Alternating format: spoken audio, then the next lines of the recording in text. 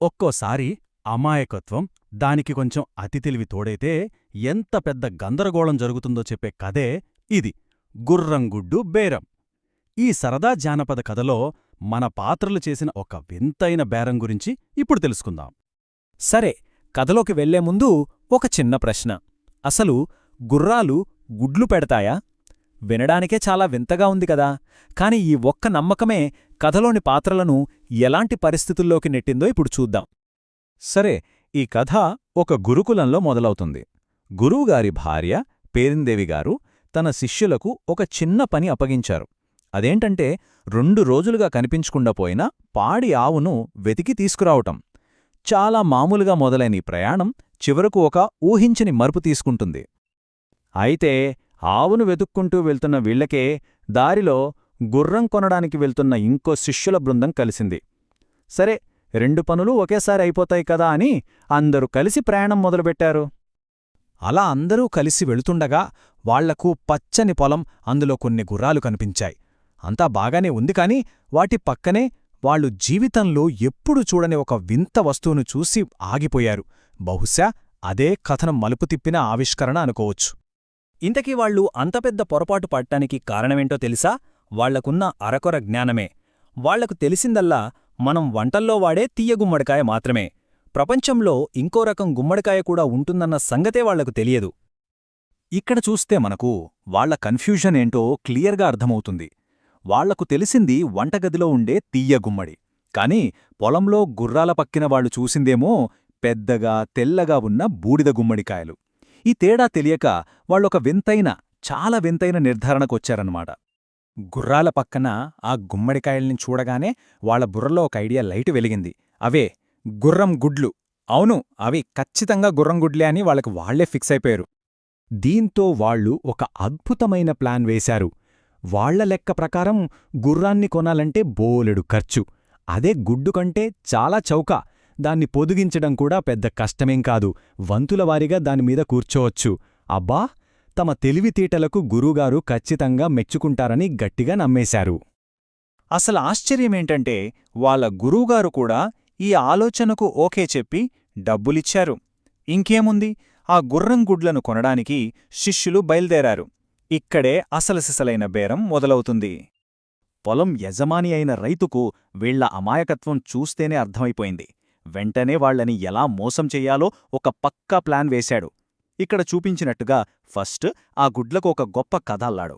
అవి మామూలువి కావు, ఏకంగా రాజుగారి గుర్రాలవని చెప్పాడు. తర్వాత ఆకాశమంత ధర చెప్పి చివలికేదో చిన్న తగ్గింపిచ్చి వీళ్లేదో పెద్ద బేరం గెలిచామన్న భ్రమను కలిగించాడు. రైతు మొదట అడిగిన ధర 40 వరహాలు. ఆ రోజుల్లో అది ఒక చిన్నపాటి ఆస్తితో సమానం.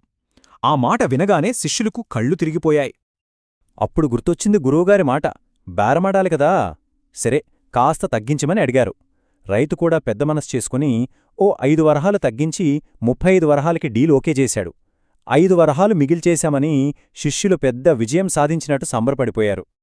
ఆ అమూల్యమైన గుర్రం గుడ్డును చాలా జాగ్రత్తగా ఒకరి తర్వాత ఒకరు తలమీద పెట్టుకుని ఆశ్రమానికి బయల్దేరారు. కాని వాళ్ల ఆనందం ఎక్కువసేపు నిలవలేదు. ఎందుకంటే దారిలో ఒక ఊహించని ప్రమాదం ఎదురుచూస్తోంది. దారిలో గుడ్డును మోస్తున్న శిష్యుడు కాలు ఒక రాయికి తగిలింది.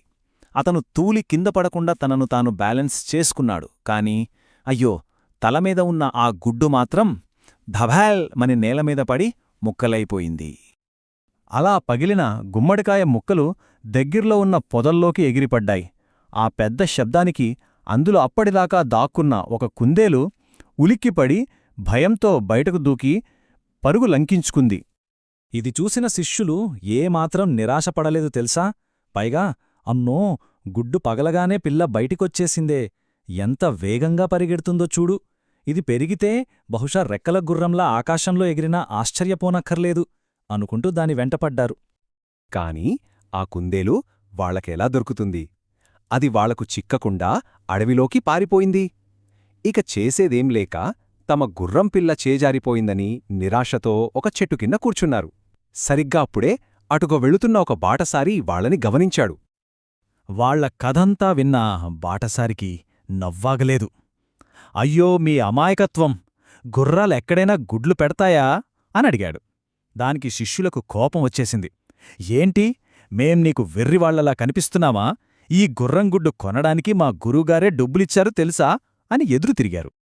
సరే, వీళ్లతో వాదించి లాభం లేదనే ఆ బాటసారికి అర్థమైపోయింది. వెంటనే తన పంథ మార్చాడు. ఖాళీ చేతులతో వెళ్తే మీ గురువుగారు కోపడతారు కదా అని వాళ్లని ఓదార్చి ఒక పరిష్కారం చెప్పాడు. ఏంటంటే తన దగ్గరున్న గుర్రాన్ని వాళ్లకు ఫ్రీగా అంటే ఉచితంగా ఇస్తానన్నాడు.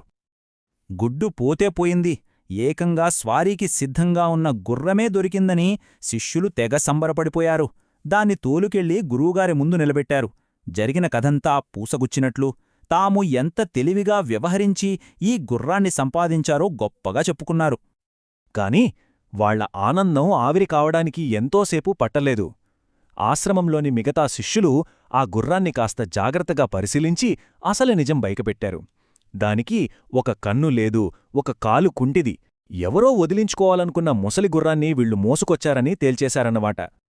ఇదంతా విన్న గురువుగారు మాత్రం కోపపడలేదు, నవ్వలేదు, చాలా ప్రశాంతంగా ఒక్క మాటే అన్నారు: ఎవరికెంత ప్రాప్తమో అంతే. బహుశా తన శిష్యుల గురించి ఆయనకు అంతకంటే బాగా తెలిసేమో. ఈ కథ వింటుంటే మనకు నవ్వొస్తుంది, నిజమే. కాని ఇదొక ముఖ్యమైన ప్రశ్నను మన ముందుంచుతుంది. మనకు కాస్త తెలిసిన దానిపై అతివిశ్వాసం పెంచుకుంటే అది మూర్ఖత్వానికి దారితీస్తుందా? బూడిద గుమ్మడికాయను గుర్రం గుడ్డు అనుకున్న శిష్యులలాగా మనం కూడా కొన్నిసార్లు ఇలాంటి పొరపాట్లు చేస్తూ ఉంటామేమో. ఒక్కసారి ఆలోచించండి.